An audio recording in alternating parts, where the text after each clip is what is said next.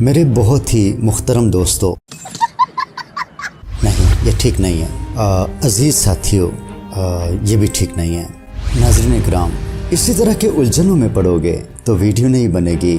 بہترین طریقہ یہ ہے کہ جو بھی آپ کے ذہن میں آئے داغ دو، داغ دو، ہاں میرا مطلب ہے بول دو، جو بھی ذہن میں آئے بول دو۔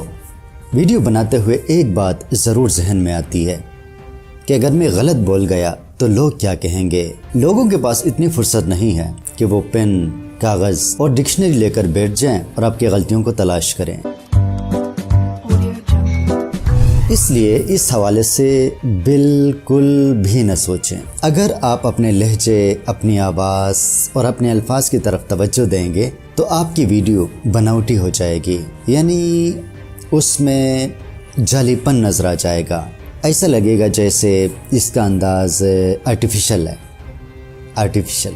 ارے بس کر، رلائے گا کیا؟ یاد رکھیں ہم سب انسان منفرد ہیں اور ہمیں اپنی انفرادیت کو ہمیشہ برقرار رکھنا چاہیے۔ اگر ہم کیمرے کا سامنا نہیں کر سکتے، کیمرے میں بات کرتے ہوئے ہماری آواز کانپتی ہے، تب بھی ہم منفرد ہی ہیں۔ ہاں ایک بات یاد رکھیں کہ کیمرے کے سامنے آ کر بولنے سے پہلے جو کچھ آپ بولنا چاہتے ہیں اس کے حوالے سے منصوبہ بندی ضرور کریں۔ بہتر یہی ہوگا کہ آپ ایک اسکرپٹ لکھیں اور اس اسکرپٹ کو کئی مرتبہ پڑھیں۔ اس سے آپ کی خود اعتمادی میں اضافہ ہوگا اور آپ اچھے طریقے سے بول پائیں گے۔ بیچ میں جہاں کوئی کہیں غلطی ہو جاتی ہے آپ اس کی فکر نہ کریں، اس کو ایڈیٹنگ کے دوران کٹ کریں۔ اگر آپ ایڈیٹنگ نہیں کر سکتے تو غلطی کو رہنے دیں۔ انسان غلطیوں کا پتلا ہوتا ہے، عظیم لیڈروں سے بھی غلطیاں ہوتی ہیں، تو میں اور آپ کس کھیت کے مولی ہیں؟ اور شیر کے اوپر مور لگائیں۔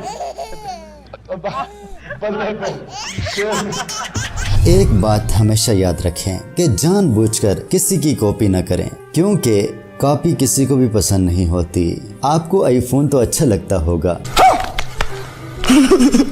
لیکن کیا آپ آئی فون کی کاپی پسند کریں گے؟